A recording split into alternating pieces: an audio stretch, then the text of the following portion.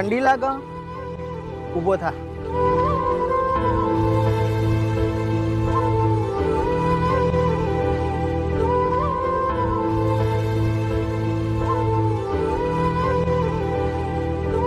मैं तो नहीं हूँ इंसानों में। લ્યો બાપા તમારા ખેતરનો બધો સામાન લાવી દીધો હા સરસ બેટા. પણ બેટા પેલી ઊંધે મારવાની દવા ના લાવે આ એ દવા તો શું